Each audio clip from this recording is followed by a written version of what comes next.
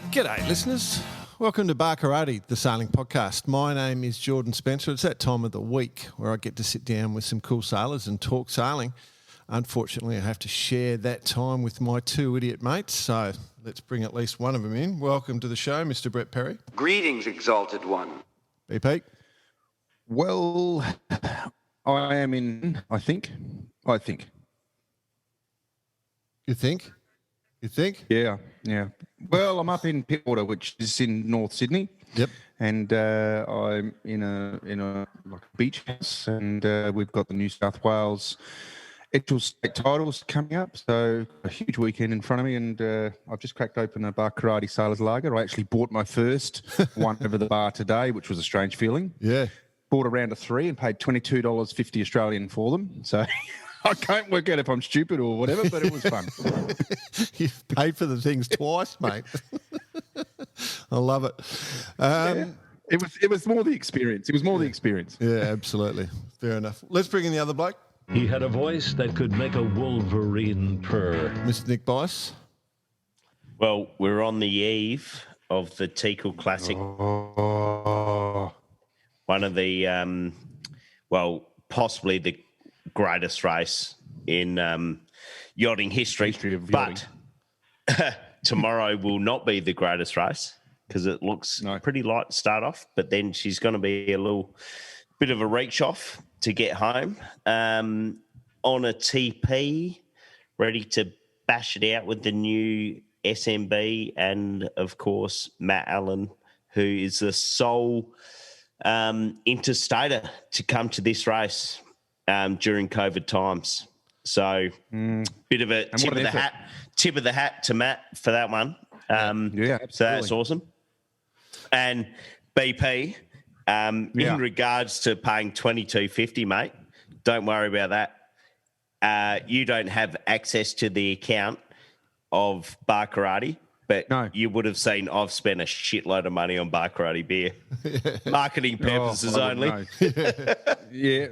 By the way, you've reached your threshold. You can't send your receipts in. They will not be claimed. Yeah. I was just going to say, every case I buy ends up being given away. So, well, that's it. That's how it is, though.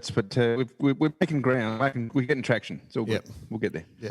And just for the listeners, we are pre-recording the show. It's actually Thursday night, so the Teakle Classic starts middle of the day on a Friday in South Australia.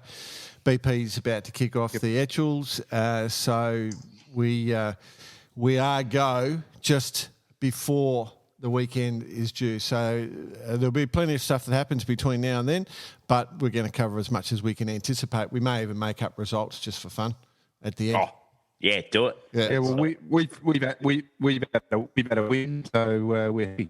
Oh, congratulations! Well done, Etchel State champions. Yeah, we nailed it. Yeah. Good work. All right. Well, shall we bring in our guest, boys? Oh, absolutely. Mate, I'm excited. Yeah. Seriously excited about this. Yeah. So do it. Right. What I love about this guest is a passion that has gone for a long time, and it's just wonderful to see. Yeah. Yeah, no. All right, well, let's bring him in. So the motivation for this was that we're aware of the JJ Giltinan due to start on the 5th of March, 5th to the 14th of March, and you can just go to the 18'skiff site and watch it live as it happens. And we wanted to talk that up a little bit because the 18s are sort of an iconic class in the world of sailing, but particularly here in Australia, they've sort of had every kid growing up sort of been fired up about the 18s. The 18s have certain iconic people associated with them, and we would suggest for the people involved in 18s, none more so than this bloke. Most people would refer to the big fella, Ian Murray, or, maybe the moderns would say Sevi Jarvan or something like that. They'd pull those names out. But the guy we've got on the show today is a former Australian champion in the 12-foot skiffs, former champion in the Inter-Dominions in the 12-foots, won the JJs in 2000 in the era when Ian Murray was king. He's been in the class and sailing the boat pretty much there's a few gaps there while he was building his huge business, but 46 years in the class. He's been class president for 17 years. He's also bought the Hystericals, what we call the Hystericals, the historic 18 fleet back. I think he owns 5 or 6 of those boats. If you look at the advertising on a lot of the 18s, they have a lot to do with white goods. There's a lot of brands associated with kitchens and laundries and stuff like that there, because this guy owns Winning Appliances, which is a major Australian business in that space. So the man pretty much is an iconic member of the world of 18 skiffs, still racing today, still having a grand old time. So please welcome to the show, Mr. John Woody Winning. Thanks for having me. First question, can we call you Woody? Everyone else does. Great. Mate, you're quite the legend in the 18s. We talked about that in the intro, just talking about, in the history of the class, you're probably one of the most influential, if not the most influential person in the 18-foot skiff class. Does that have you ever thought about that? Not really. I do it because I love it. I'm still doing it because I love it, and hopefully be able to do it for a year or two longer. But it's all about enjoying yourself. Before we go right in depth about your actual whole career, do you remember your first day in an 18? Is that where it all started, in the sense of the love affair? Well, I probably had a love affair with skiffs, my father. So he did do a little bit in 18s when he was younger as a crew, but he just had his own 12-foot skiffs and reasonably successful at it, and I grew up with that. And I started in 12s, apart from Savos, 11s, VJs, VSs and those sorts of things, but then into 12-foot skiffs, and thought I'd sort of made it in life. And 4 years there, then I was offered a sponsorship by Travelodge, take over from Bob Holmes, which I had to go at. And in the end, I didn't actually get it the first year. I went to a mate of mine, David Griffith, and then he jumped ship, and I got it the year after, and I sort of sailed for them for I think about 6 or 7 years until they bowed out. It's interesting because you started at Vaucluse Amateur 12s. You won the 1971-72 Australian 12 skiff champs, then the Inter-Dominions in 74-75 on the Travelodge. The important question there was, were your wetsuits in those eras flared? They probably would have been if we'd had them. We were still old school jumpers, I think. Is that right? Your old footy shorts. Yeah, old shorts, no shoes. Woolen long sleeve jumper. Yeah, and maybe a spray jacket or something. Wow. Oh. So the Travelodge, you obviously did all right with the Inter-Dominions, and then so you rolled into the 18 on the Travelodge in 75-76. Yeah. Is that correct? Well, that's what happened. When I didn't get the 18, they sort of said to me, well, what about a 12? And that's what I'd actually said to them before I went for the 18. I said, how about a 12? And they said, oh, no, we're talking about 18s at the moment. So I put my hat in that ring and was unsuccessful. And then they came back and said, well, we bought a 12, what about selling that for the year, which I did with Peter Gardner. And once it took a week or two before we worked out who was boss, because he'd been a skipper most of his time. And he was up me before I was up him, and I worked out I had to get stuck into him first. The first day, and we were starting to go better after that. But he's a sensational sailor, Peter, and I was really lucky to have him, and we had a pretty enjoyable season. And he then subsequently, a year or two later, did a couple of years with me in the 18 as well. That's cool. Do you look at the 18, it's had so many things go on over its life. Like, what was the thing about the 18 that appealed to you when you first sort of saw it? Well, it's probably it's been the most glamorous of the skiff classes. And I guess like even today, they're just that little bit bigger, a little bit more powerful. Probably just make a bigger statement, I suppose. I think in general, some of the best tactical sailors have probably come out of the 16s, and because they're not exactly one design, but they were restricted in sail area, so you had to really work on having the gear efficient. Whereas 12s and 18s being unrestricted, you just got bigger sails. If you wanted more power, you got bigger sails. So it's philosophy. I guess through all your time sailing 18s, are there any, and we've all watched them and seen them evolve into what they are today. Are there any key moments or key people that you'd attribute, apart from yourself, of course, you'd attribute the success of the 18? Well, I suppose the significant in the early days in Sydney, there were the Haywoods and the Fishers, Beachels, Phillips guys, and the boats tended. How do I say this nicely? The guys, 18s, had never been a boat you could probably take passengers, and a lot of those really good sailors were professional, semi-professional boat builders. And if they sailed on some of the yachts, they were always in demand for Hobart and things like that. But times they probably had to put up with people on the boat that were, in comparison to themselves, substandard. And I guess 18s, whilst they were considered professional, any money you won or anything was only enough to run the boat, but they were able to actually run their own boats and do their own programs, without having to put up with too many outside influences. And that's probably why they enjoyed it.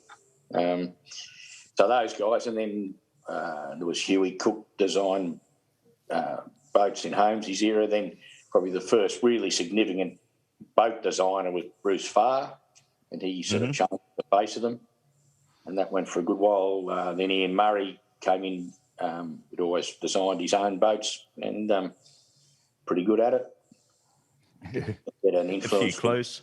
Got some ideas. Yeah, and then Julian Bethwaite had a fair sort of an influence with the modern boat and the decked-in boats, and probably finer designs. And hasn't altered a lot. His boat was the B18, which probably changed 18 significantly, reduced the wing size down to, I think, where he was probably the real push to get them internationally. When blokes, you could buy it on a trailer in, ready to go, a little bit easier to manage than the boats that we'd been sailing. Then with the breakaway of the Grand Prix, the club stuck with Julian and sort of went with that class. Then the Grand Prix wooed Julian over, so the club sort of thought, well, in opposition, we don't really need to be fostering him if he's gone to the dark side, I suppose. So they went to Ian Murray and said, "Can you draw us up something similar, but perhaps a little bit easier to sail than those boats, a little fuller in the bow," because the club was really left with the milk and not the cream of the sailing, I suppose. Yeah. They were down to 6 boats, and and a bloke who probably gets a bit forgotten, and because he was never a champion sailor or anything else, but in the management of the sport and of the club, Tony Reynolds is pretty significant. Let me tell you, even before the Grand Prix, when we went on the board at the club in '76, the licensed clubs, they were different. The club wasn't making money. They thought the answer to all of that was to get a new club and borrow more money. And Tony was, out of a few of us, it was David Griffith and myself, Bob Ferris, and Bob Joy. But we were sailing guys, but the real businessman at that time out of the lot of us was Tony Reynolds, and he sort of said, "Look, this is all crazy. How are we going to we're losing money and going to borrow a fortune and build a new club. We have to turn it around. And he was instrumental in doing that. And to the point where they ultimately built the new club 10 years later. But they built with money they had, not money they were going to borrow. And it's been on a sound footing pretty well ever since. And then he was the strong bloke. I did have I think 9 seasons I didn't sail when my kids were young. And I was sort of absent during that Grand Prix breakaway thing. But without a bloke of his strength of character, I think the club would have been turned over, So he was strong and set the ground rules, and the club was a survivor. From my point of view, I sort of only just started sailing when the Grand Prix started and was televised on the TV, and it always used to be on during the cricket, and that was a very pivotal part of my sailing career, to be honest. And we're all from Adelaide, Woody, and one of the things that I remember distinctly was those days, when we could, the cricket would end. I was actually looking forward to it, and that sort of is a pivotal part of my career. And I think it was also the start of that type of sailing, wasn't it, guys? Would you agree with that? That's sort of the stadium / sponsor / bring the sailing to the public. Well, it took it to a new level, and it was really good. Unfortunately, the club started working with them, and was Jeff Stewart and Bill McCartney, 2 very good promoters, good blokes, and good ideas.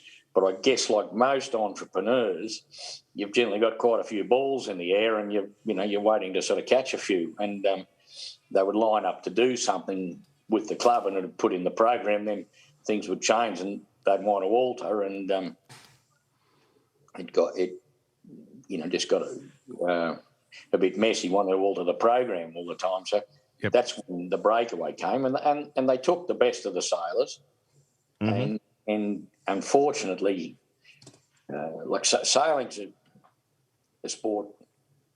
If you play football, there's enough money in the television rights and the gate and everything else that pays the players. In sailing, there's no gate. There were no television rights. They would show it on TV, but you had to produce it and give it to them.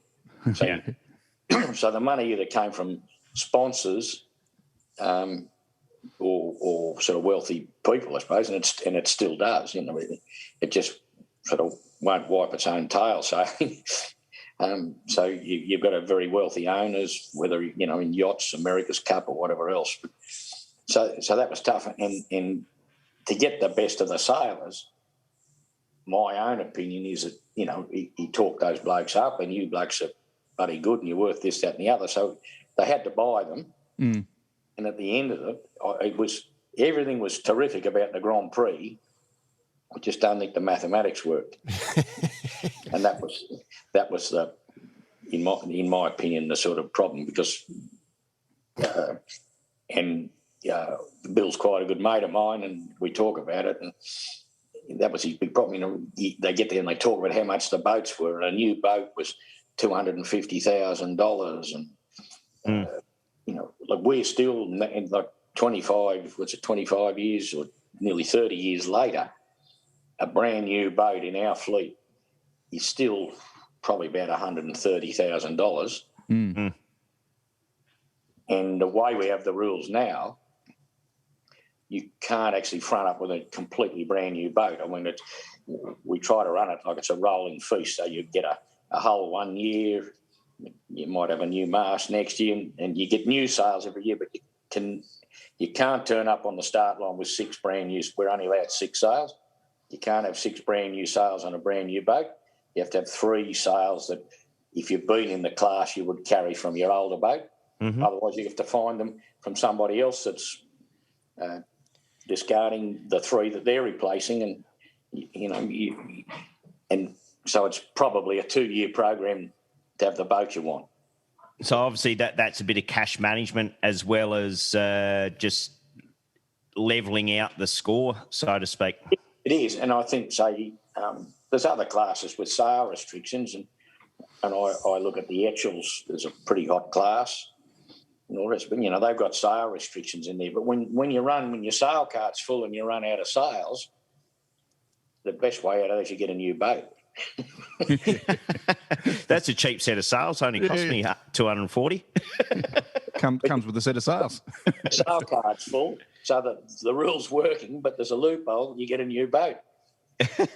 Yes. Sail card. So that it to me defeats the purpose. So we've had it. No system's perfect, and it's been hard for the nationals to properly grab it and really to know exactly what they're doing. And there's always feeling, you Australians do what you want, but from the club's point of view, we try to look after the middle and the lower end of the fleet. The top end of the fleet will look after themselves. They're the best sailors. They've got the best backing. They've got everything else. You just need to keep their wings clipped enough to look after the other guys, because they're not particularly interested in sailing if there's only 5 boats out there.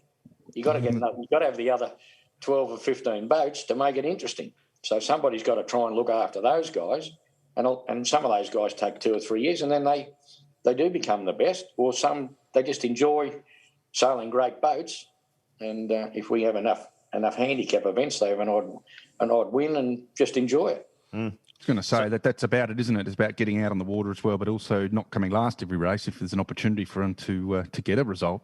Keeps them coming back.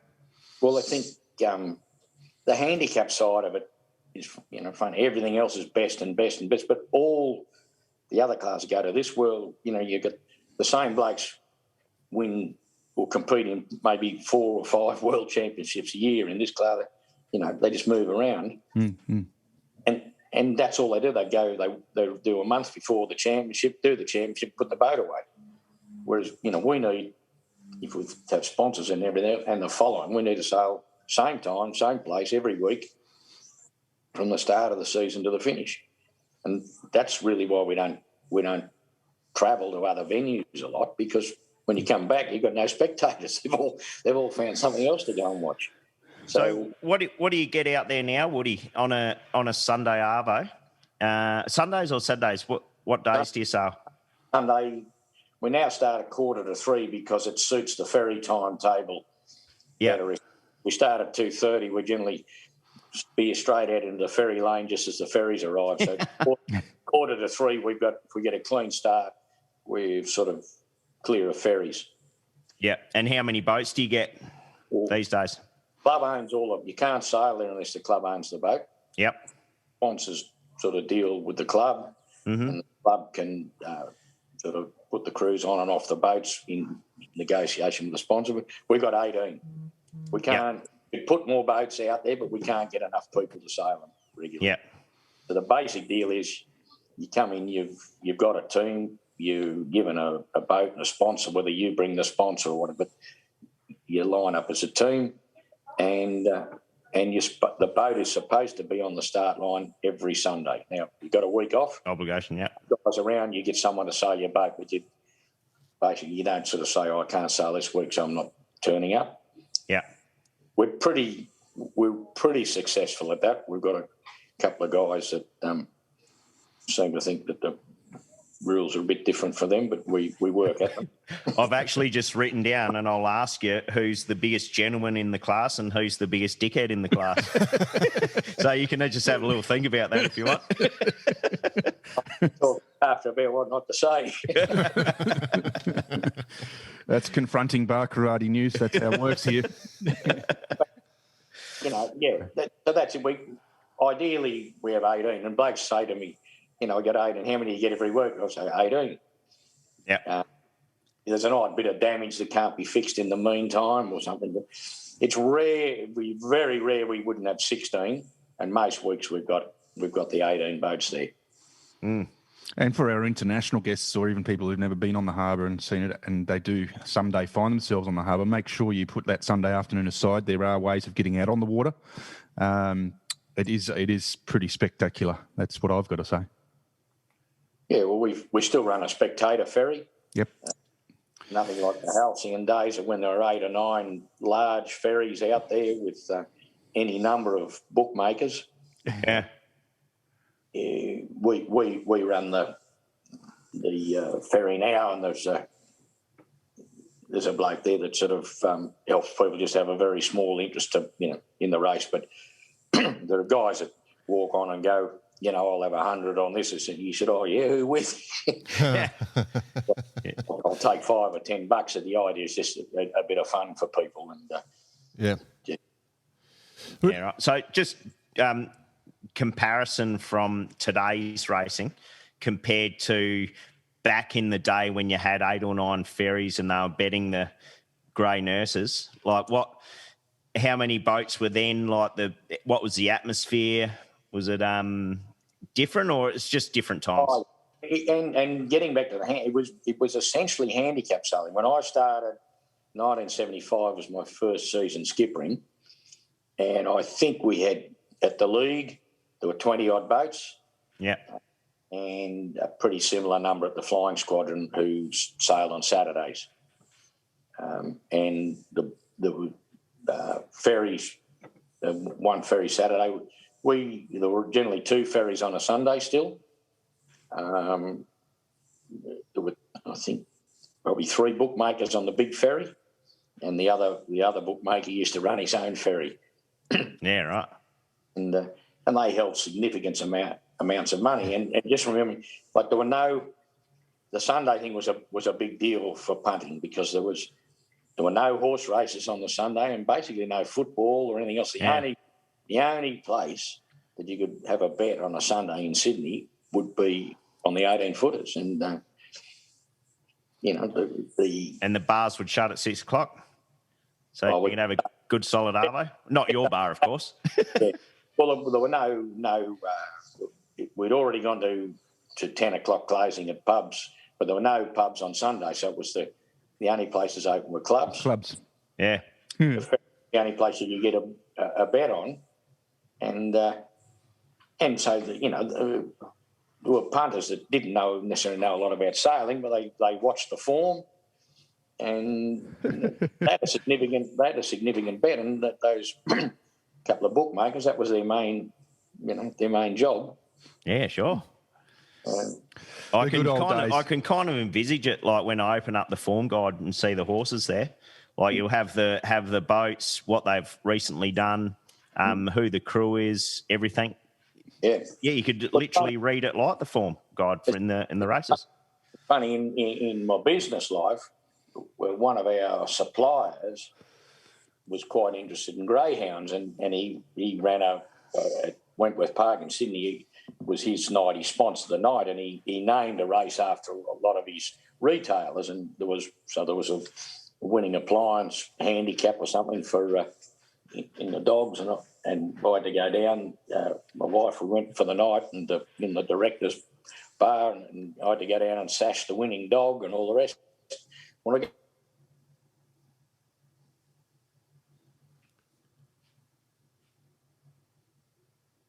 we normally get the sale and say, "Hey, what are you going?" And the same if you went to the trots, they were there on a Friday night. The same blokes, because anywhere you get a bet on. Yeah. And, the biggest day I think there's the Black Opal in Canberra was the only Sunday race meeting in Australia, and the day that was on. There were probably half as many again on the ferry because they used to field for the Black Opal as well. Well, I can just see it now. I can see Bicey's brain ticking over. He's thinking about bar karate barge out on the 18s just to re-enlight it with his own little book going. Well, funny you mention that. I had been in discussions with Crown in Sydney to start running a book, but things have fallen through. Yeah, we got when Kilo was alive, he got the Northern Territory, online book. Oh yeah, yeah. Just help them. They were just looking to put it up as a service. They got a bit of interest, but didn't quite take off. But yeah. But if you can get legalised betting on your sport, like next level, takes it to another level for sure. Died and gone to heaven, really, like that. And particularly if there's enough of it, and they generally, as in racing, they put something back into the. Yep. Yeah. If the average punter knew that he was really the bloke that was sponsoring the racing. Yeah. So did you ever lay down a few bets yourself, Woody? Pretty much like hard work, reading the form. Well, you had good form in the Ian Murray era. Like you've been with the class. You started racing 46 years ago in the 18s. Yeah. So it's a fair time. So you've got some serious longevity. You actually have won the JJs in 2000. Pretty phenomenal little team there with Ewan McNichol and Anthony Young or Jack Young. But at your peak, you were smashing your head against the Ian Murray era. That's probably fair, isn't it? Yeah, pretty sort of solid opponent. So you've got a few runner-ups to that team. It must be a sort of sense of pride to actually break through and have a win in that era. Yeah, well, we sort of kept him reasonably honest in that era, I guess. But there were not taking anything away from him. Like Ian had a really good sponsor, and he had all the backing under the sun. But I always had to put he knew what to do with the money. Yeah. Other blokes had plenty of money. Well, not plenty, but had good money, and the rest, and you'd just see them. It was wasted. But I remember the Pacific Harbour one year, and the first two heats of the state, he was beaten, and he knew they'd put a little bit of weight on the crew, I think, over winter, and the rigs were just bending a little bit differently, and he worked out, I guess, that he wasn't as competitive as he needed to be. And that week, I think they put 3 new rigs, new masts. Wow. And that's a fair feat. They had the time, but they had the know-how. Yeah. Like he knew why everyone had caught up to him. Yeah. And it took him 1 week to fix it. and then took another jump. Yeah. Yeah. He's done the same thing with the Etchells in working the rigs through with Richie Allenson as well, doing all that. Do you think Ben Ainsley's employed him for this week? Just quite. Well, they're old mates, Grant Simmer and Big Fella. So maybe, Big Fella's just over there now doing a little refinement, trying to bring the Poms up. Little backhander. Hey, Woody, where's your trophy cabinet, mate? In your boardroom? You got it at home? You'd have a few over the years. Yeah, it's different ones.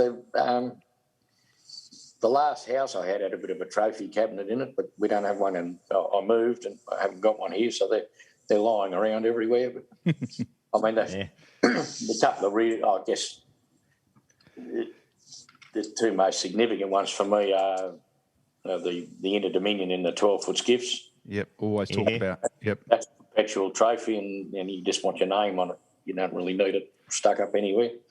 And the Giltinan. Mm-hmm. Yep. And we've also now in the 18s have the Mark Foy trophy, which, dealing with the internationals, they were looking to try and get us to run the Giltinan around the world again. And the club was sort of not in favour of that. We offered to sort of have it every 6 months, once a year in Australia, and one, on those 6 months at one of the other venues, and the internationals so didn't roll with that. So we decided to have an international trophy or regatta, and it had the ability to basically surpass the Giltinan if it was supported. It sort of still goes, but it's the Kiwis have they're strong in racing. Like anytime you line up Honda particularly is hard to beat. I believe that they've sort of fallen for the 3-card trick over there. They've won the Giltinan, but they no longer have a fleet. Yeah, right. But there's no one saying they don't race. Yeah. I was going to ask, apart from the Kiwis, where's the other most international flavour come from? Is it the Poms or a bit of all over?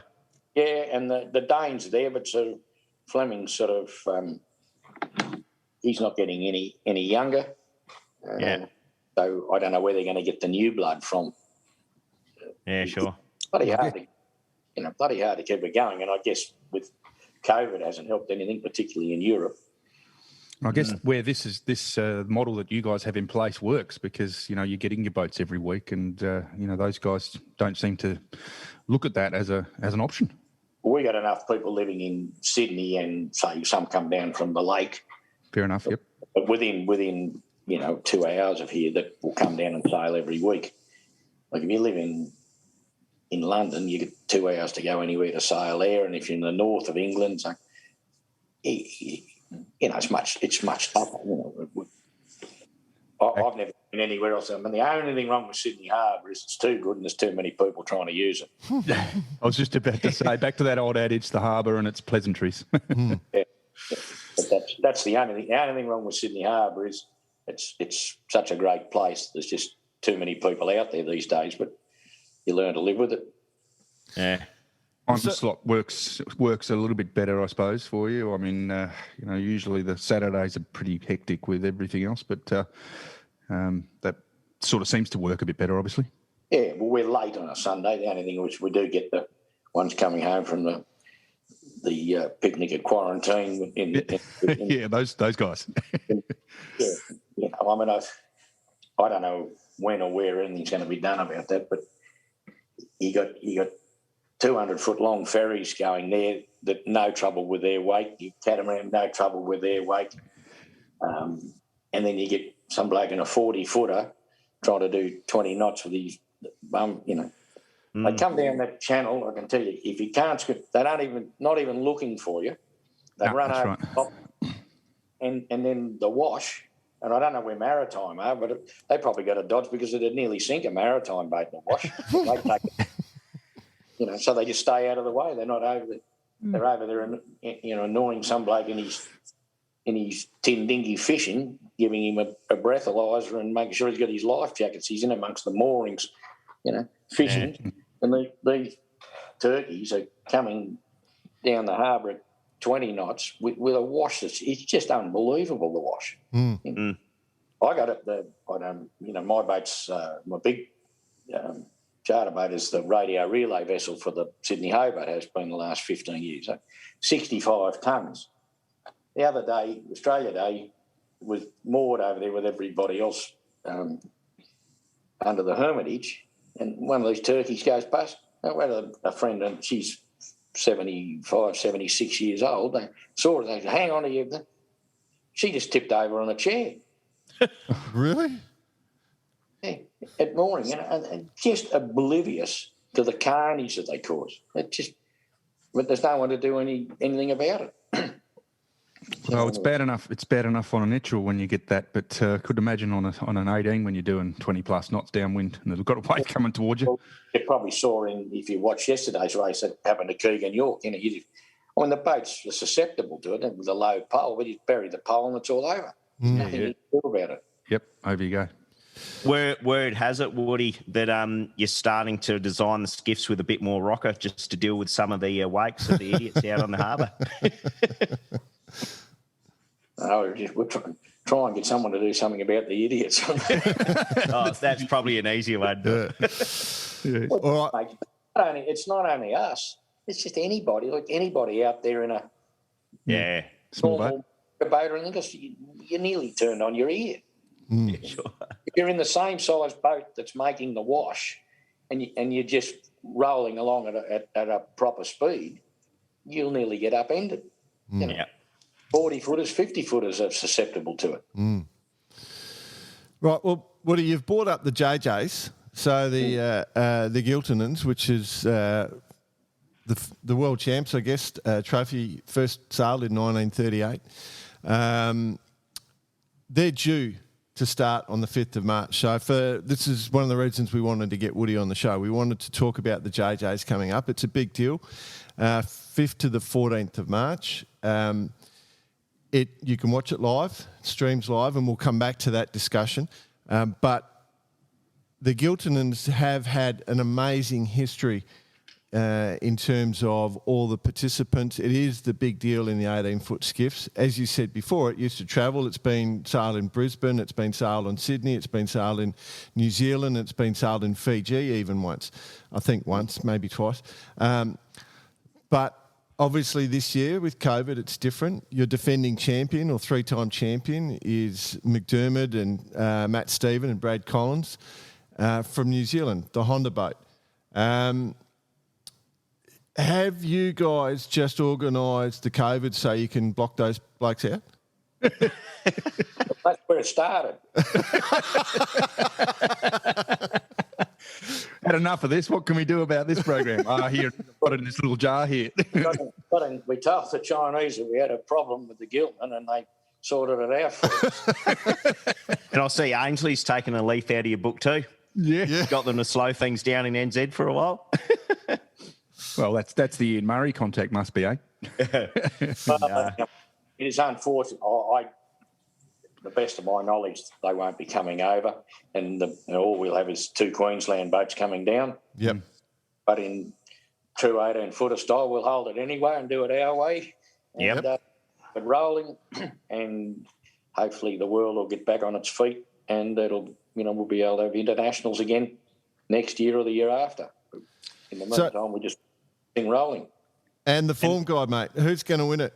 Your son came runner-up to the lads, so he came runner-up last JJ's? Well, he didn't actually sail last year because the week before was the sort of outbreak or the real knowledge of just how bad COVID really was and where we were going. And he rang me the week before the regatta. He said, "Dad," he said, I don't think I can sail." And so he said, "Well, he said, next week," he said, we might be laying half the staff off. He said, "I don't think it'll be too good a look if I'm out sailing and we're putting 500 people off or something." Yeah, fair enough.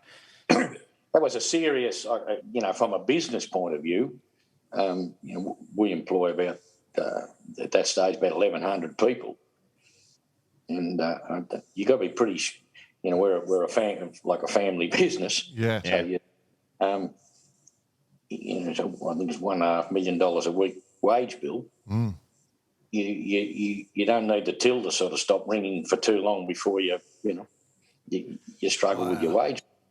and the sensible thing, you have to be quick on your feet and deal with it. We had absolutely no idea what was going to happen. Any rate, as luck would have it, it's been a bonanza for particularly sales, yeah. mine, and the other business has been pretty, solid as well. So it's been good, but we haven't seen the last of it. Yeah, I think the real thing with COVID, probably the worst is yet to come. Yeah, I think when sooner or later, it'll be a long time before there's any significant international airline business. And every time the domestic stuff almost gets on its feet, they shut the borders again, and they're just about to put a few extra services on, and it goes backwards. So. Yeah. So back to the form there, Woody. Who's currently at the pointy end of the fleet, and do you expect them to be able to back it up for the JJs? The Tech 2 blokes, Jack, I put them as favourite, but only just with Coco. I'm surprised they're quick. And they're there all the time. They're just making those couple of extra, few more mistakes than the other guys, really. Sure. I don't know if anyone saw yesterday's race. Tech 2 was a bit buried. He went from 10th to 2nd down that first run. He sailed. I was fairly busy trying to drive my own boat, so I wasn't actually watching him, but he wasn't that far behind us. But he went through. He was the only bloke that didn't knock his chute off, and I suspect he just probably got one less puff earlier that hammered him, or he saw earlier that we were getting blown away and we, hung up a bit sooner. Yep. Right. We initially, I expected on that run that in the end you'd want to be deep to keep your speed on, but in the end we got hammered and didn't get round George's head. So everybody else knocked the chute off except them. So that they did have to rag it a little bit, but only for 100-odd metres, and they were through. Mm. So he'd be good. Smeg, and I think Herman, they've had a run of outs. He's had an injury. He's been tied up with work. Debbie hasn't been on the boat the last couple of weeks. He injured his back in the Etchell, so he's sort of recouping. They had their deck re-sprayed and was too slippery, so they've had a couple of they look like beginners about 3 weeks ago. Slipping all over the place. For those, everywhere. But I think by the time it comes around, they'll put a little bit of effort in over the next 2 weeks, and they're always there at some stage of the event. They've been race yesterday. The fella that filled in for them sort of about 20 kilos lighter. This is the heaviest this season that I've pretty well ever sailed, and it doesn't hurt your speed, that extra few kilos.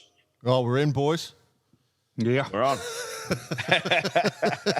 COVID's paid off. We're in. Thank you, China. Going back to the Ian Murray era, that was probably always, our biggest weakness. We were always that much lighter than them.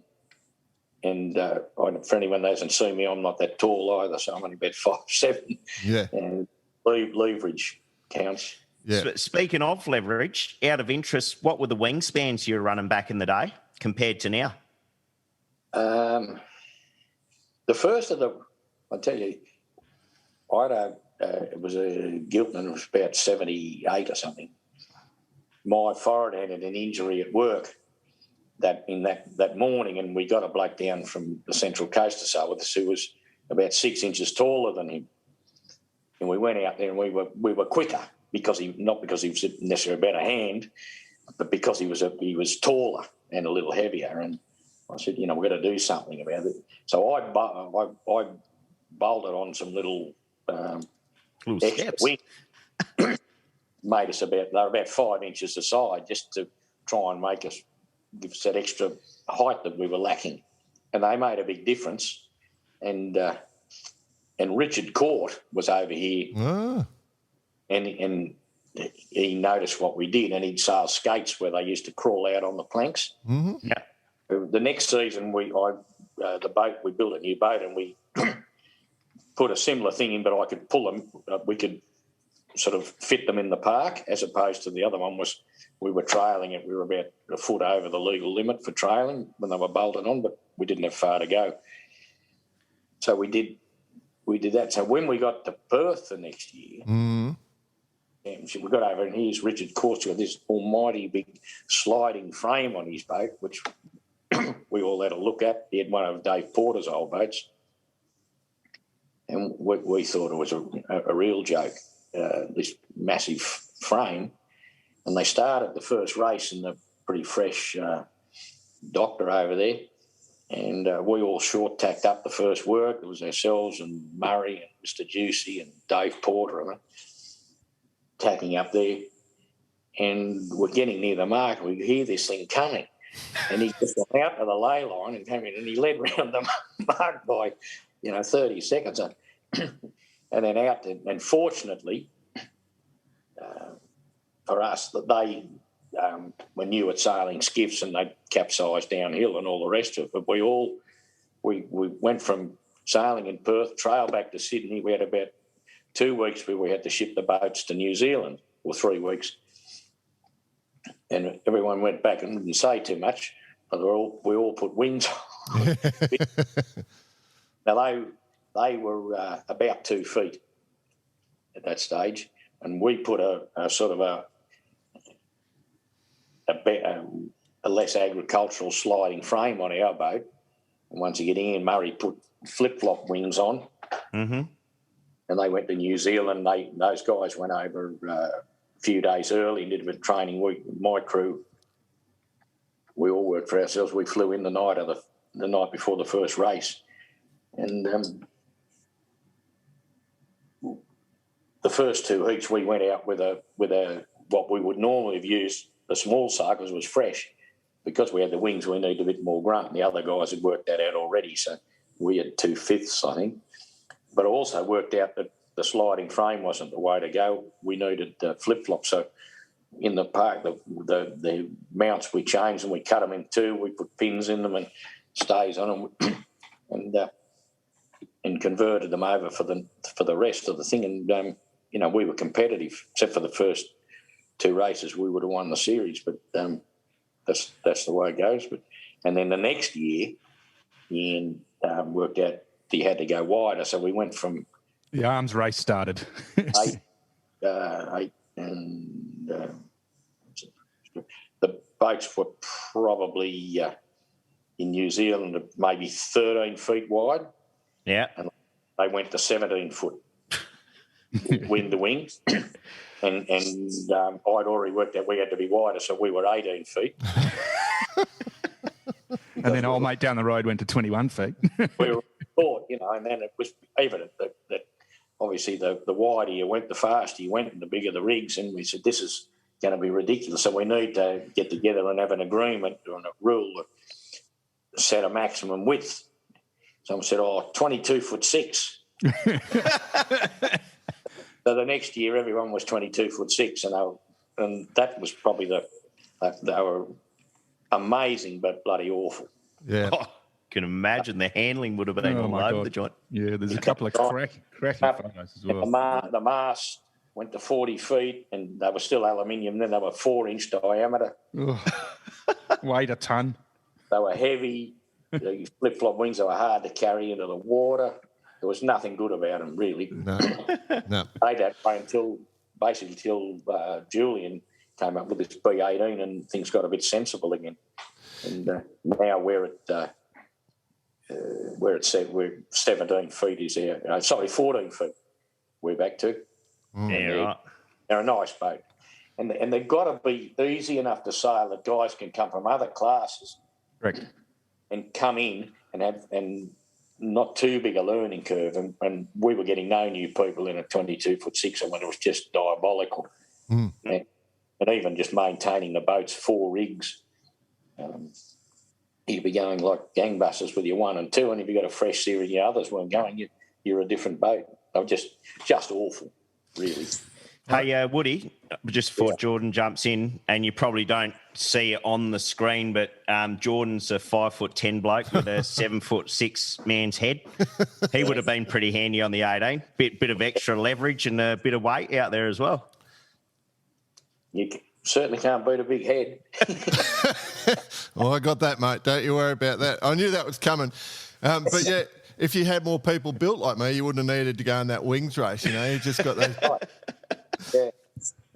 Secret to my success. I actually, as a youngster, I did more racing out in Edlands Yacht Club in Western Australia. I grew up as a little fella, and I remember when Richard Court first popped out with those sliding wings. I remember it when it first got out on the river and seeing it and just going, whoa, jeez, it blew a little kid's mind. And he, of course, went on to become Premier of Western Australia. That was my memory. So you've produced some mighty people out of that little class, and that arms race was quite incredible. He's a great bloke, Richard. Sometime it was the 100th year of the Australian Championship in Perth. We took the old boats, the old 18-footers over there. I can't remember what year it was, but it would have been about 2007. 8 around then, and Richard came down and to have a look. He's more a country man now. His daughter, I think, she's got horses, as my daughter has. So we had a bit of a yarn about one thing or another, and I said, "Why don't you come for a sail with us?" So all right. So anyway, the next day he came down and it was blowing the oysters off the rocks down there, and we had those boats with a number 4 heads of link and a reef in. And I think is it Brick Landing you would work up to. Then we ran down the river or up the river towards the city. Mm-hmm. You do that zigzag. Mm-hmm. And the other boats all had little small spinners, and we got to the top mark and we put a peak header on. And it's as good a ride as I've had in a in a boat, really. Dead square, 3 blokes to leeward. Wow. You know, one bloke sitting on the gunwale, and the other 3 just sitting inboard and just with pretty well dead square, but just smoking down there until we had to get it off. And then we'll get it off and let the pole go forward, and we started to get in. The bow went down, and I remember thinking, there's no way we're going to survive this, but it's probably been worth it. And you wouldn't want to know, the thing lifted its head and we got out of it.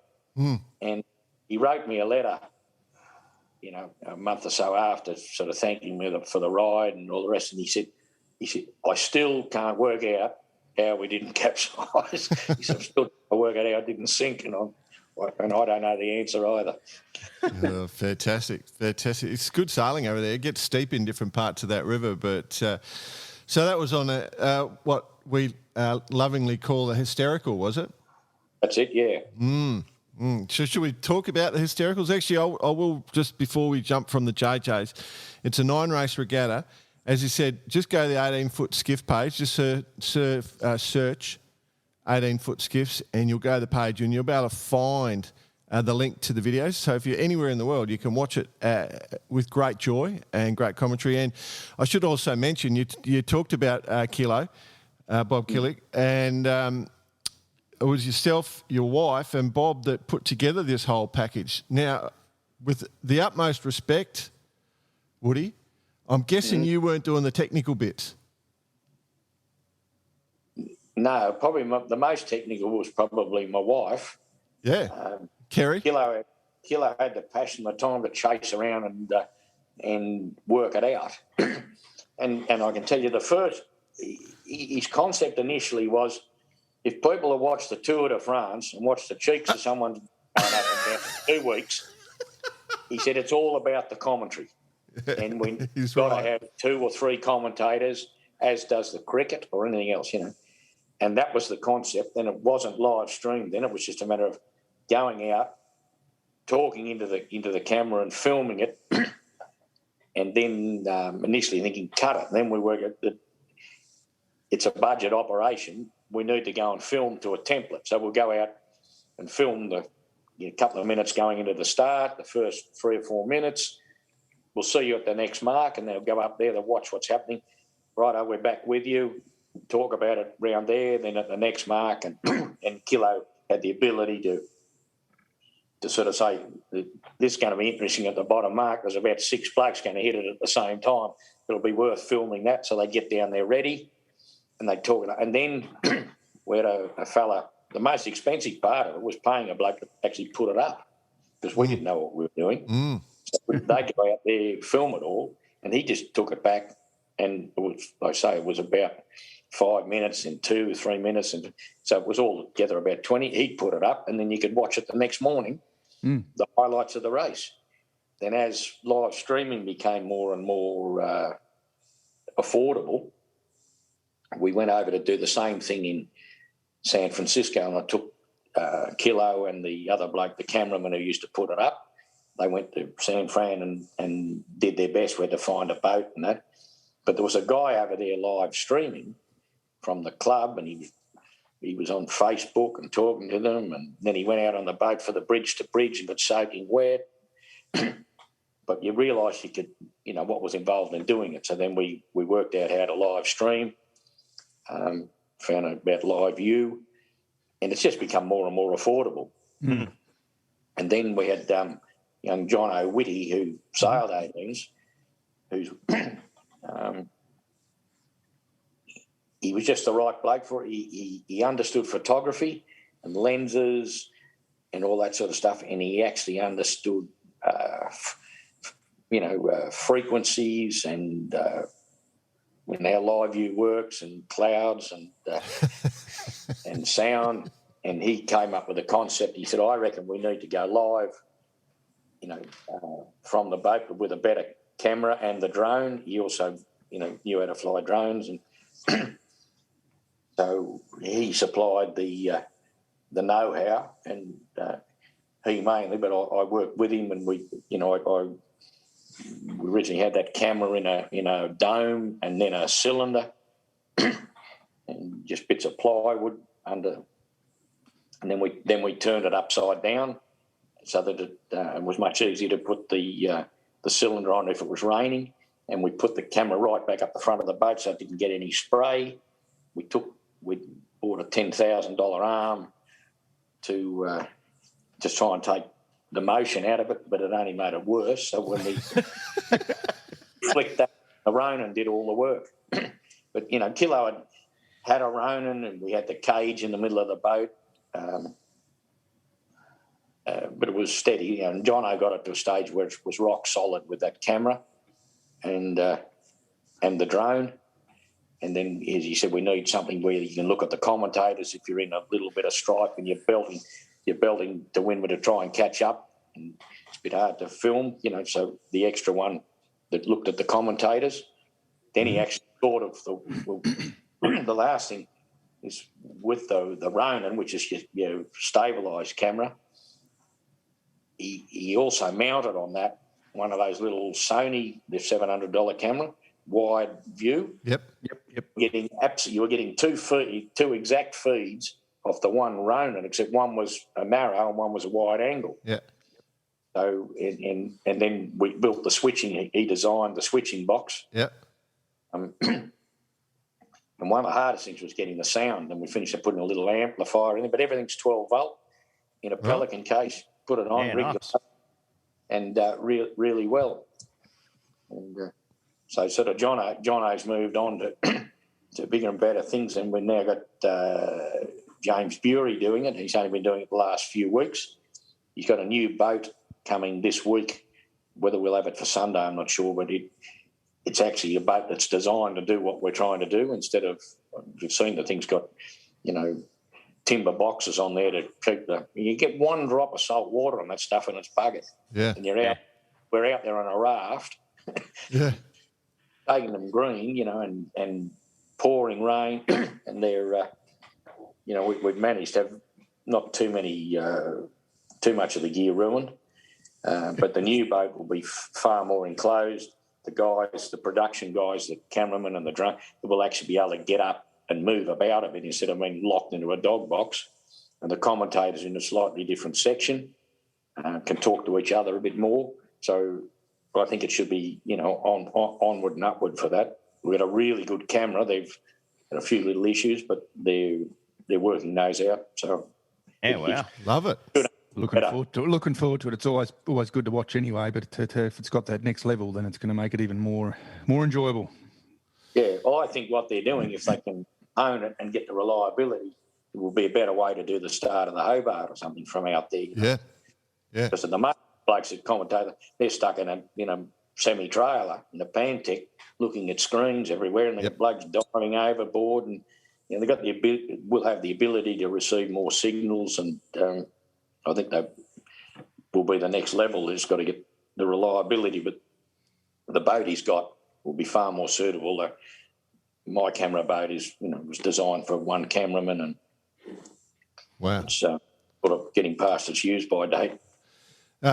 Just one quick question before we talk about the historical fleet. One of the things we created here, Woody, is that we got offered sponsorship once by a brewing group, and we sort of knocked it back, and then we went back to them and said, well, rather than sponsor us, let's make a sailor's beer. And so Barkarati has a beer called Sailor's Lager. We've sort of just done our second run. So we're getting a lot of take up, people wanting to drink our beer, which is beer made specifically for sailing. So have you, on the new camera boat, created space for an esky for the commentators, because it's thirsty work? I'm sure they'll fit one on the new one. Be tough on the existing one, I've got to tell you. As a matter of fact, Woody, it's not only just brewed specifically for sailors, but brewed specifically for 18-foot skiff sailors on a Sunday afternoon at about 5:30 p.m. So, and specifically, I have some for this weekend, so I'll see you there. In cans or kegs or both? Cans at the moment, but cans for now. Cans for the boat park. And then kegs, we're going into kegs. We're just doing our deal to get commercial production going on. But BP will come down. You can have a taste, mate. Let's talk about your experience. You're not just a massive promoter for the 18s. You're a massive promoter for the 18s, the old 18s. It's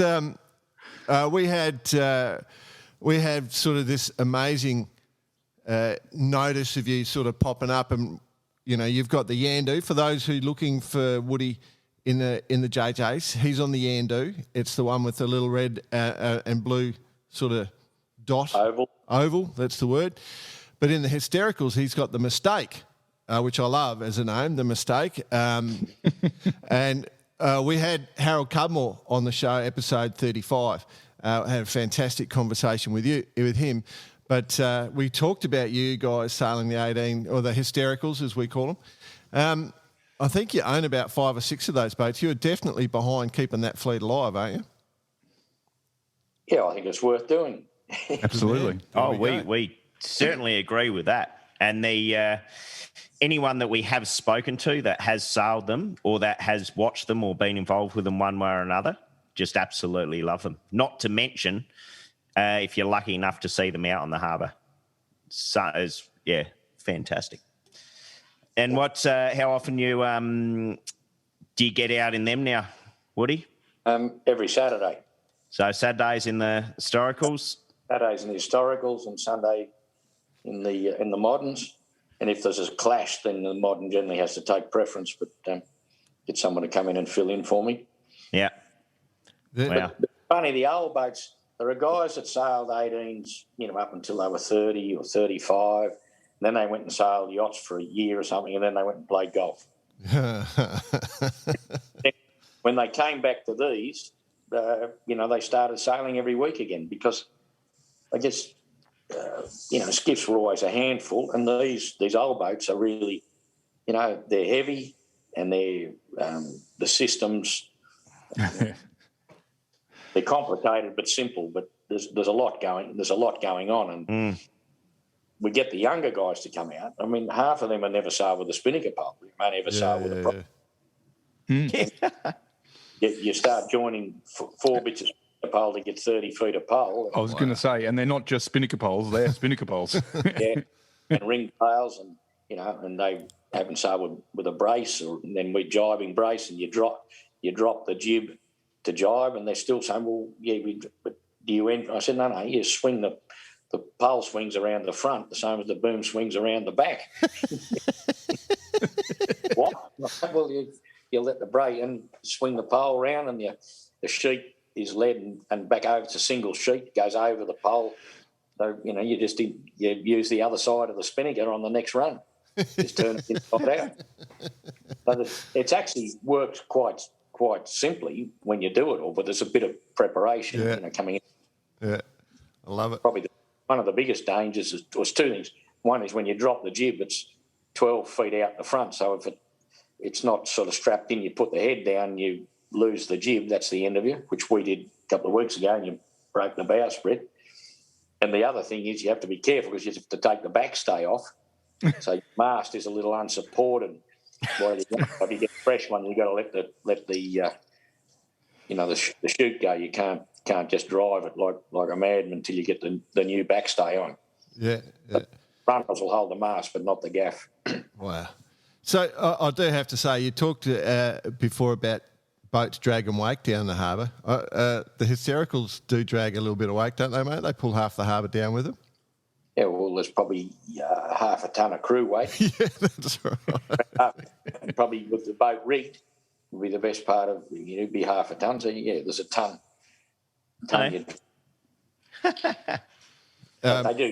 will get up and go. They do lift out. Yeah. There's some good footage, so for the listeners, if you do want to check out, to just Google historical 18 footage. There's some great footage. You had a real battle, I think, last with Cudmore for the last Nationals, I think. I watched a bit of that. And this year, well, Harold's not out, but they got... so the guys on the Yendies now are Ian's old crew. Andrew Buckland and Don Buckley sail on it. Right. Along with a couple of other... Adrian Dunphy, and they got some pretty slippery blokes on there, but they sort of went and got a mug to sail with them. Josh Perebski. Yeah, right. Yep. Over here sailing with Sean Langman. Yep. he was sort of the number 2 49er sailor for New Zealand, and correct. Really, really good sailor, and they've got him steering it, and he's actually grabbed it. He's they've made him competitive, but I think he's at this stage he'd admit he probably learns something every week sailing the thing. There's something new, and I think he's genuinely enjoying it. I mean, there's no comparison. One's a light, finely tuned piece of equipment, and the other's like driving a bulldozer. But but you've got to be able to do it, And there are some similarities, but there's nothing new. They talk about code zeros. They got ballooners on the old 18s, which is a code zero. They were doing that in 1900.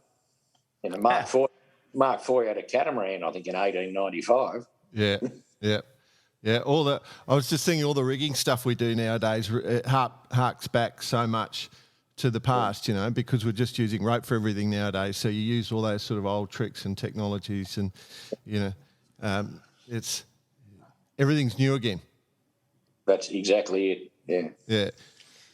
We're sort of running out of time here, Woody. In fact, we're well over what we are. We sort of time, but we're enjoying it so much. I haven't even got to the major topic I had written down, and that's one of the great things about the 18s is there's just always controversy. There's some great stories of controversy, and you're a storyteller, and there's all these stories that we'd like to get onto, but I think we may have to go part 2 of the Woody story after the JJs, But how would you feel about that? Yeah, if you're silly enough, I've got the time. Yeah. I reckon we might do something like that because there are so many little stories I think we've missed out on so far. But yeah, I don't know, boys. How do you feel? No, I think I was actually going to mention we definitely need a round 2 because I've got a few topics here that I wanted to cover also. But in the interest of saving it for round 2, and maybe as a little teaser though, and back to my original question, Woody, the biggest gentleman that you've come across in the 18s and the biggest dickhead. I reckon I can name the dickhead. So do I. Oh, God.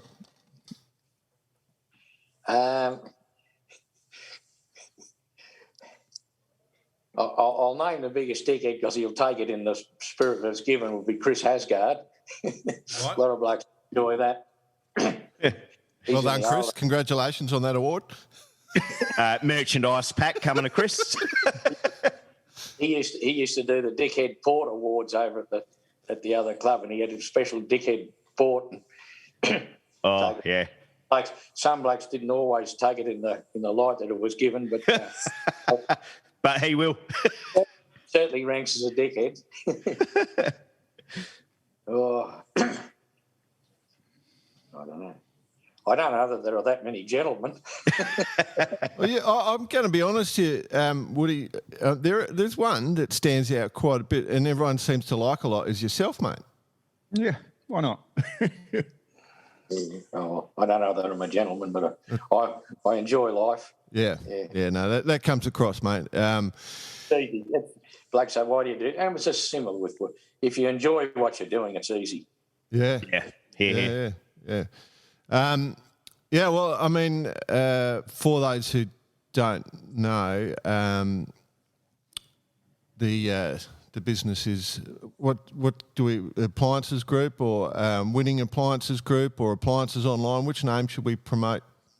It was originally my grandfather started. It was RW Winning Proprietary Limited. Yeah. It was peddling stuff for the horse-drawn vehicle trade and harness and that developed into what ultimately became Winning Appliances, which has been the backbone of the operation for the last sort of 40-odd years. And then Herman started the online thing. I told him it wouldn't work.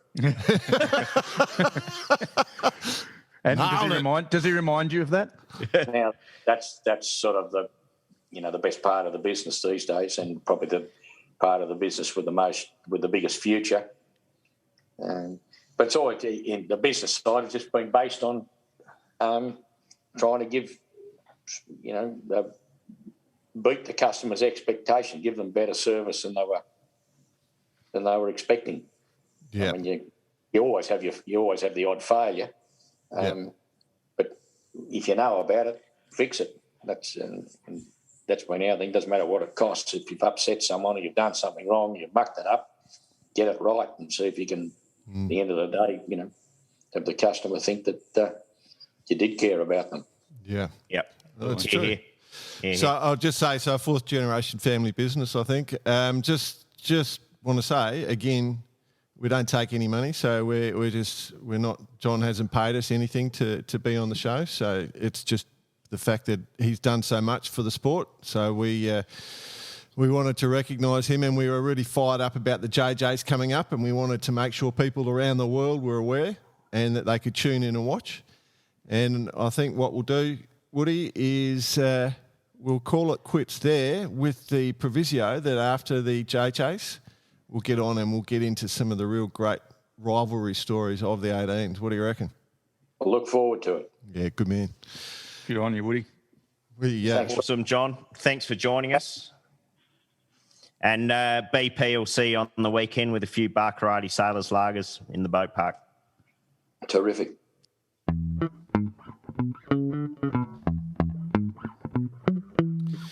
Don't know about you boys, but I really enjoyed that discussion. I think John enjoyed it, or Woody enjoyed it as well. He seemed to be smiling the whole time, and he had stories, and there's so many more stories. We're going to have to get him back on. But if you are into watching the 18s, as I said, 5th to 14th March, warning signal kicks off at 2:40. Just streams live. You can watch it live. Just search 18-foot skiffs and it'll take you straight there. But look forward to hearing some more from Woody later on. Great time. Well, with all these legends, you could talk for hours. There's no question. Yeah. Sorry, boys. No. I was just going to say, sailing again has produced what is the best thing about it. It doesn't matter who you are, what you do. There's just good blokes involved. There's good people involved. There's good women involved. And when you just sit around having a good old-fashioned chat, that's where it's at. Yeah, I agree. But no. Yes. There's a but. We want more banter. So as we are good-natured banter where it's just to make a laugh, not to insult. That's what we promote. But yeah, absolutely cracking people. So we've gone from that fantastic discussion. I think we should bring a little bit of banter into the conversation now. Nick Byers, any secret pro news? Well, there's apparently this strain of COVID going around the world that has this British flag attached to it, which managed to get its way into New Zealand, believe it or not. Is it timing or not? So rumour has it, Sir Ben Ainslie has reached out for the sake of the nation to buy more time. He put a call into the man with the mad hair. He used to be the mayor of London. He's now the Prime Minister. And he just said, leave it with me. I'm going to give Dom a call. So he gives Dom a pretty good call. Next thing you know, a couple days reprieve. And a couple days reprieve for a team like that, and we've said it before. Well, we've seen it before. Well, we've got Grant Simmer behind the team, who was the, you could say, he was running Oracle when they were 8-1 down and came out to win it, right? So is this a conspiracy? Is it secret pro news? Who knows? And there are allegations that's what happened in the in the Oracle time. A person was sent in there, but we'll keep that story off air, I think. Oh, Here. yeah. Oh, no one heard it. Oh, yeah, I'm not saying a word. I'm not getting us in trouble, allegedly. No. Well, this is exciting news because if that's the case, then maybe everything that the Challenger of Record's been doing in the last couple of days may be justified then. Well, It's huge. Let me explain what's going on, and let me emphasise that we are friendly with every team that's there. We have friends on every team, so we have no favourites. No bias. Zero bias. I couldn't care. no, we've got one bice. What's Nick that? Bice. No. Oh, one bias. We've got a Nick Bice, yeah. And kids, if you want to have fun with the name Bice, look up what it means in Swedish. Right.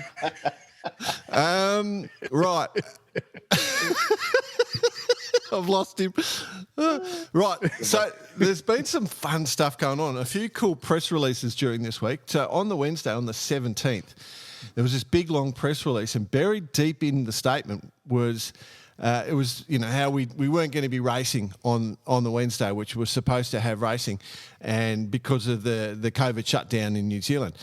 Now, deep in that, there was a statement from the Challenger of Record, which, of course, is Luna Rossa. So, and I'll just read what was in the release. This morning, the Challenger of Record has made their position very clear in stating their desire to race from tomorrow, which is Wednesday, despite COVID alert level 3, to complete the Prada Cup final by the 24th of February in accordance with the existing Prada Cup conditions. They have also stated if the racing program cannot be completed by Wednesday the 24th, they intend to declare the leading point scorer or the winner of the Prada Cup and the challenger for the America's Cup match under the current point situation. Other words, Luna Rossa. Okay, so that was buried deep in the press release, but pretty full bore. Press release today from the organising committee, and not too deeply buried, but well in there, was the following statement, stating that racing is going to go ahead on Saturday because the alert level has been diminished in New Zealand. So we're racing on Saturday, 4 o'clock start New Zealand time. But they did say this, since Sunday, we have worked really hard on behalf of everyone in Auckland and all the Kiwis to give Challenger of Record the opportunity to demonstrate some honour and respect for this country and delay the Prada Cup until we have a greater chance of everyone being able to enjoy and benefit from being back into level 1. Explained Simmons. Clearly, they have forgotten the words of their leader, Patricio Bertelli, at the opening press conference, who spoke about how privileged everyone is to be in Auckland without significant COVID restrictions, and that therefore everyone has a commitment and responsibility to deliver a great sportsmanship and the Prada Cup to be a major sporting event. This plea has fallen on deaf ears, and it's clear that their focus is solely on Luna Rossa taking the Prada Cup rather than the greater good of the country, who have worked so hard in order to be in a position to stage this event. Banter. Well, it's pretty clear what's gone on. They've obviously listened to Bar Karate and they've adopted the banter. Yeah. Bring it on. You know what I love about this, right? My response, Can I read your response out to the public? You've written it here on our run sheet. Have I? Yeah. Wow. Oh, Yeah. Don't read that. Don't read that, mate. Oh, sorry. Okay. Is it in red? Yeah. No. So what I reckon, I just want there to be sailing. I want to see sailing, right? So I'm not with the Luna Rossa guys on this one. I don't care how long it takes to complete the cup. Just keep sailing. I want to see as many races as possible. But the more and far more important thing to take from this message, which is, obviously there's a bit of pushback, which is great. I don't have an issue. The thing that I take from this, the level of discord in these press releases, there's no need for skippers to be diplomatic anymore. No pretend false answers. They're laying it out. The organisers and the Challenger of Record are stating it bluntly. It's time for the skippers to step up and state bluntly. So no more nice guy. Let's have the banter. Let's get up, mate. I'll give no more nice guy. Okay. Oh, here he goes. You have to win the America's Cup at all costs. So of course, Luna Rossa course. They want to win it, Yeah. win the Prada Cup. Yeah. So it's what, COVID, whatever, we've won. We're going straight in against Team New Zealand. Yeah, every other team would probably do the same thing if they're challenger of records. Absolutely. Yeah. Haven't we already? Didn't we already touch on it last week? We touched on the fact that they don't want to sell these boats. They want to just go in, get out, go racing, come back in, put them in the shed. Yeah, yeah. But I mean, as a fan, we want to see as much racing as possible. Are we grumpy with Luna Rossa? No, I'm not grumpy with them at all. I know exactly why they're doing it. They're doing it because all the teams would do the exact same thing, but I'm really happy with the organising committee to try and make it happen. All right. So what if? Okay, throw this one at you. What if the shoe was on the other foot? What? Whose foot? Turn it around the other way. So turn it around the other way. Luna Rossa were down. Oh, they wouldn't be saying this. No, hell no. What I'm saying. No, they wouldn't be saying that. But but do you see my point? But They'll be extending. The Poms will be saying it. The Poms will be saying it. Yeah, but they're not challenger of record, so they wouldn't get the chance. They're not challenger of record. They don't get the choice. Yeah. But anyway, I love it. As a fan of sailing, I would just say, just make them sail. Make them sail. Let's go. Yep. I want to see it on the water, and it looks like it's going to happen. So good work. Of course. So you got another show this weekend? Yeah, Saturday at Mooloolah Bay Yacht Club. Which is after our publishment of this episode. Yeah, a bit too late. So, It was awesome. I hope it went well. No, picked the winners. Couldn't believe what happened on that second race. It was unbelievable. You were good today. Third race. You were so good today, Jordan. Well, this show's all back to front. Yeah, now you're always has been. Oh, dear. Bicey, you threw out which is the best off the beach class. Now, do you want to just refresh the listeners? I want to refresh the listeners in the sense that what I want to create is the Bar Karate Cup. So what that means is, well, where it came from actually was the great. This is actually off the back of your pursuit race, Jordan, because Carlin Howard wanted a bit of a feature here. The great Carlin Howard, in bringing up this discussion, there's too many boats. There's too many classes.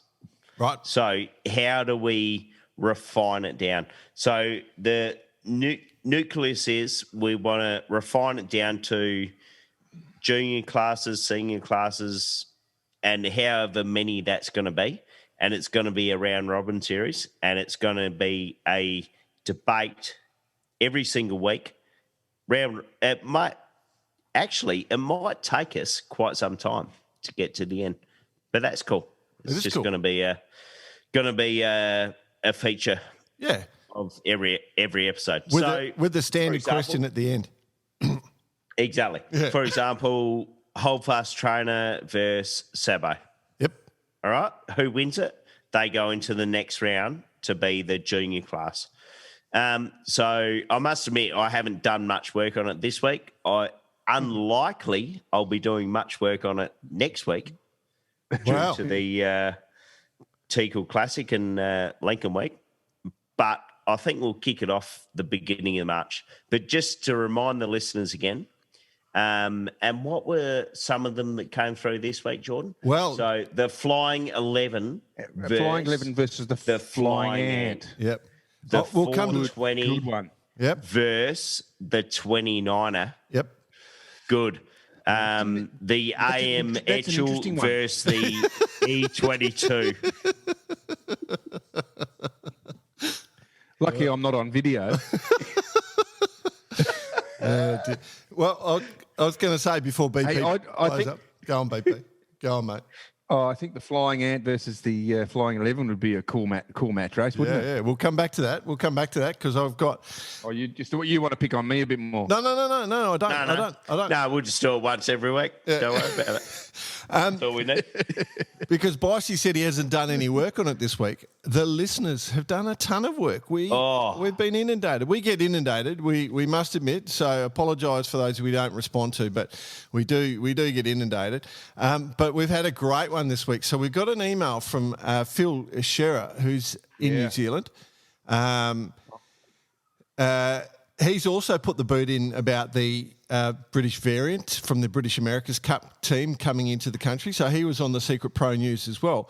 But he did want to mention New Zealand's Tornado Nationals being held at the Taronga Yacht and Powerboat Club, or Powerboat Club, home of Peter Burling and home of a lot of our friends, from the 12th of March. Taronga, by the way. Taronga. Sorry. I know how to speak New Zealand. I just forgot. 12th March to 14th March. And he said the best off the beach shot, it would be hard to go past, surprise, surprise, the Tornado Catamaran. Over 50 years old, still one of the fastest around the track. Kick up centreboards, rudders, twin trapeze, kite, and built to last. Right. But guess who also sent in an email this week? Andreas Rehberger. I hope I didn't get that last name wrong, Andreas. Who is part of the Taipan Catamaran Association, and they've launched their new website, taipan.asn.au, a big project for them this year, and their mission to be the most accessible, versatile and relevant off-the-beach catamaran racing association in Australia. So their Vic States are on the 6th to the 8th of March at Western Port Yacht Club, and they are claiming the position and spitting in the general direction of the Tornado. Wow. Banter. What have we started? I must admit, I haven't taken much note of the cat whackers for quite some time, but I'm on board. Yeah. I'm gonna watch this space. Yeah, good. Well, they're racing. Taipan versus. When you think about it, when you think about it, all the catamarans have got a legitimate right to claim the best. When you look at it, they will all say that they're the best. You know what I mean? When you look at monohulls, you've got lots of different shapes. You've got lots of different sort of ideas. Catamarans, they're all fairly, the Taipan and Tornado and the shape. E.g. Australian Sharpie V505. Yeah. Yeah, exactly. My point precisely. BP, do you guys remember the Yvonne cat? 20-foot catamaran? I think I remember Yvonne from Amsterdam in 2002. Or was that something else? But something else. I was just doing the same thing. Maybe Yvonne catamaran. Google that. Name? No, I can't remember. Google that at some stage. I don't think her last name was catamaran. No, but if you're ever in a crossing incident with one of those things, you wouldn't risk it. They're heavily built, is all I'll say. All right, well, the banter's down. There's big banter down. So what about the 49er? That could be a good off-the-beach dinghy, that's one to consider. I'd like to put the 49er first what, though? We'll have to throw... 14-foot skiff. Yeah, there you go. Yeah. Maybe. We got some banter, but I do want to congratulate, while we're open, Marcus Somerville and Sam Street, who just won the New Zealand 49er champs. Their form was so good, it scared off Pete and Blair. They didn't even show up. They were so scared. So Marcus, son of a former guest on this show, Mark Somerville, who was the main man, one of the main men at Persico and responsible for building Luna Rossa, or his team, and also the One Design 4-alarm. So, very Mark, cool. Yeah. Somerville and his son Marcus Somerville. That's it. But we're good friends with Mark, so we thought we'd mention the young fellas doing well. I think he's won before though. Yeah, it's not his is it his second or third? Yeah, not sure entirely. But Yeah. Yeah. But imagine this though, What's like that? you're Not bad. Marcus Somerville, Yeah. you're a shit-hot 49er sailor, I know where you go. and then fucking Pete and Blair jump back in. Damn it. Damn it. So annoying. Yeah. It was like your brother-in-law, James Patterson, winning the Australian Fin Champs in a non-Olympic year, I think. You know, we had that little gap with where the Australian sailing team guys didn't sail, and he jumped out and won. But he won the most when he married your sister, didn't he? Way in front on that one. Exactly. Just got a awesome brother-in-law. Oh, that bit. Hey, you know the other thing we're inundated with, not only discussions off the beat, but ice boating videos. How many messages have we had about ice boating? We did that episode 90. I think we struck a chord with the ice boaters. They love it, mate. And I'll tell you what I want to see. I want to see a can of Baccarat in the ice over there. Yeah. We need to get it overseas. We're a long way from getting it done, but we need to get it overseas. But, we're going to do more with the ice boating. We've had such an amazing response, and we love it. We're definitely going to do more with the ice boating. There is a legend in, are they called DNs? Was it DNs, whatever they say? DN. Yes. It's like a 12-time winner or something that we're going to get on. We have no clue. Sorry for our ignorance on that, but somebody has written in that we should be chatting to them, and it sounded like a reasonable idea. I did see that email. Yeah. So the ice boating's still going. We're getting too many. We're getting too many emails over split categories. I just don't know which one to follow. The ones that order like I said last week, the back office should actually sort it out and just send it to the appropriate person. That's it. That's right. Yeah. Who can answer? Yeah. Well, could you have a chat to him, Bossy? Because I'm all over the place here. Dear. One last email I do want to bring up. You guys alluded to it before you jumped onto part of it. Was from Matt Butterworth, passionate supporter of youth sailing, active volunteer. So Matt's up Northern Sydney beaches. Last 3 years been driving the Flying Ant class. Certainly, if you're a kid sailing opties and you're bored, look at the Flying Ant. All right, these are cracking little things. A bit like the Flying 11's a competitor. A serious alternative for those kids who've been stuck in the opti too long. In addition, feeding our 29er fleet in Sydney in the Pittwater, I took on president of the Ant Association, supported by a young bloke by the name of Adam Beishel. Beishel. Got some skills. Adam. Sounds familiar, Adam. Yep. Seriously talented bloke. Had great success growing the class, filling the gap. There's a reason I'm going through this, everyone. For our kids at Royal Prince Alfred, Lake Macquarie, down in south of the lake at Lake Illawarra, Adam and I have trialled the concept of a fun race at the last 2 rounds of the States. Pursuit-style race. Don't. The benefits are amazing, especially for the younger kids, so they can get a chance for some sends with the older kids. Beach starts with spinnakers on a trapezoid course. They have provided a bunch of videos of little flying ants of how they're doing it. The important thing is that they've just boosted their numbers significantly in the class. So they've boosted both the ants and the 29ers. I think the 29ers have quadrupled in numbers, and I'm just trying to work out how much the flying ants went up. But they've got some great ideas, and the idea of the pursuit race, we'll put the video up, but you can find a whole heap of this sort of stuff. So it'll be I reckon you go back and you launch the Baccarat pursuit race from the great Jordan Spencer. Mm-hmm. Yeah. And if you get the angles right for these guys, it'll be awesome. So essentially you spend half the course with the shoot up, the other half close hauled, essentially. Yep. That could be something. The future. What do you think? Yeah. Yeah, whatever we can do to make it work, but it's a cracker. Flying Ant page, there's on Facebook, if it's still alive, Flying Ant New South Wales. There's a new ant on Facebook as well. This is a new upgraded design. I think Bisha had a fair bit to do with it. There's a bunch of stuff. So just maybe jump on Facebook and have a look at their information. But the reason we're talking about it so much is they're doing things with fun in mind and it's working, right? And rather than just doing the same. So, and what we want, the whole reason we do this is to bring more people in the sport and promote it. So that's it. So congratulations to those guys. Well done. Here. Anything else, gentlemen? I've got one thing. One thing. Mm-hmm. Before you give the one thing, the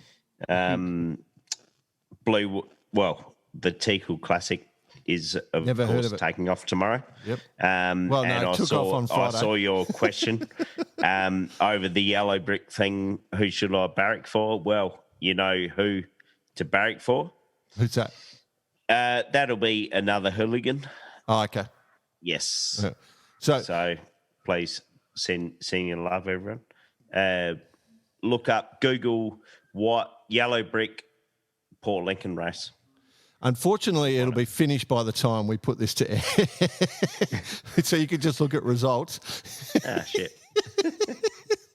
But correct. We did this episode last year, and you two were not the greatest co-hosts.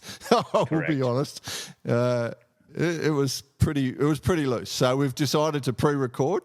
So this time on Sunday when we publish, hopefully you guys are well deep in Barkarati Sailors Lager and having a good time. Here. BP, anything from you, bud? That just comes down to the comment from our last send-in, who's actually said here, he stated that he's switched to Barkarati Lager at the Royal Prince Alfred Yacht Club. Thank you.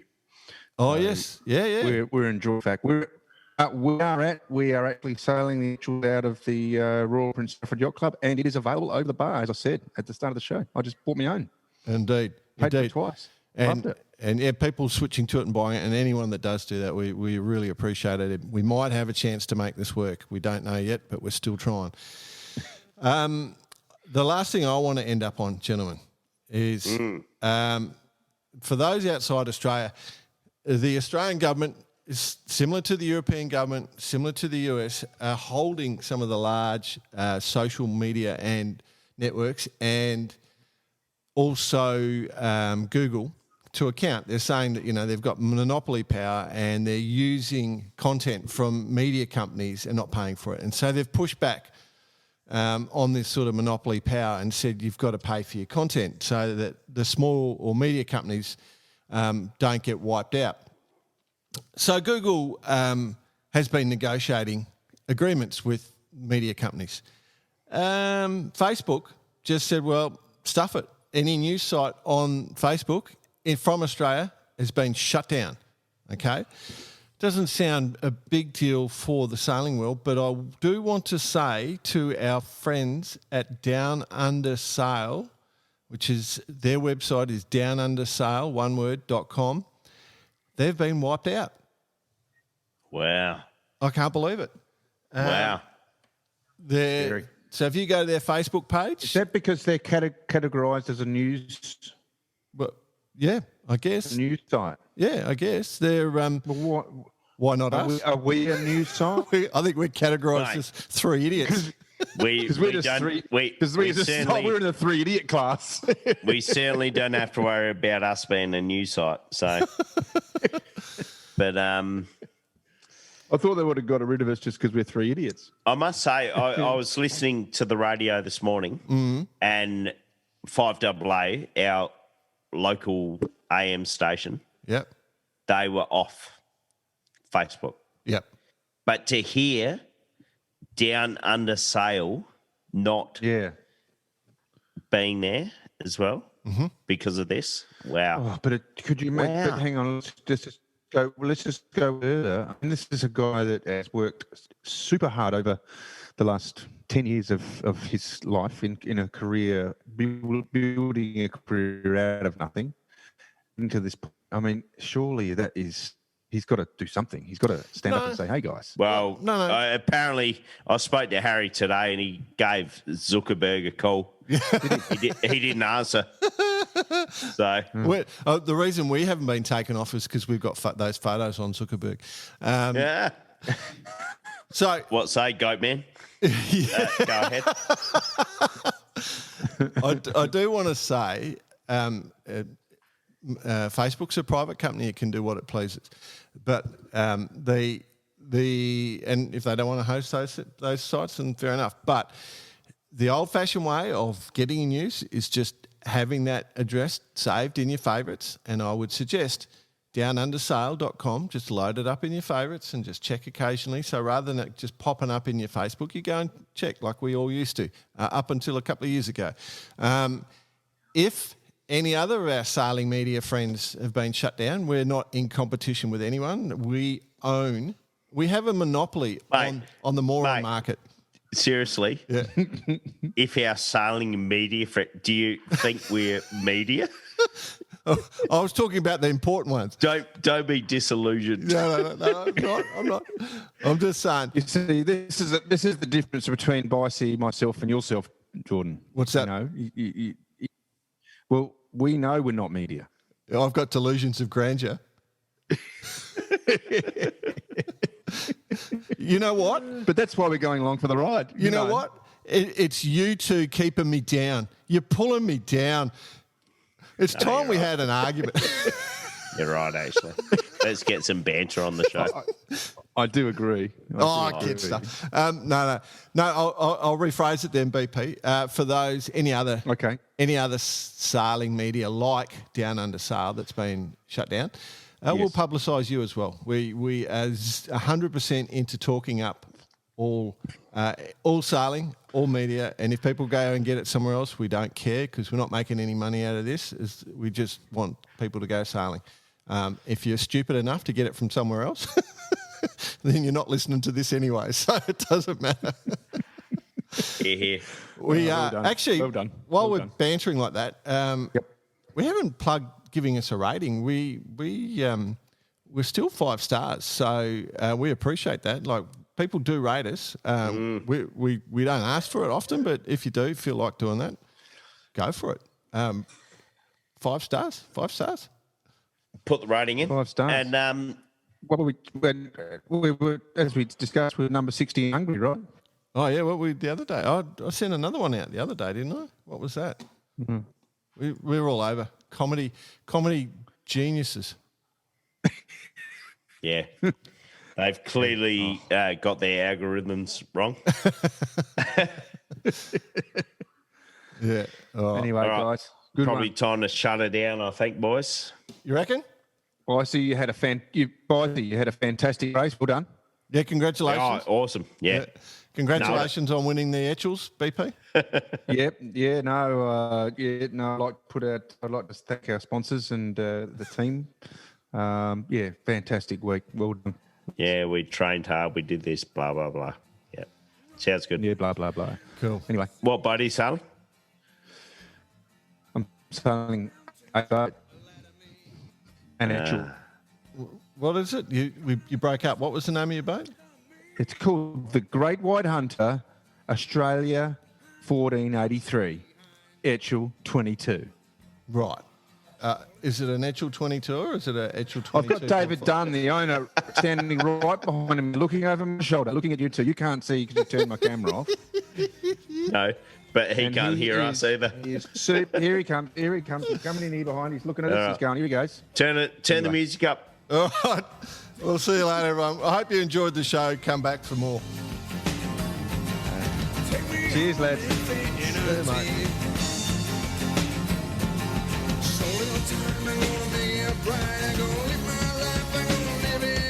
Allegations are that BP plays this music whilst out Etchel sailing. Listens to himself. It's huge. It's massive news.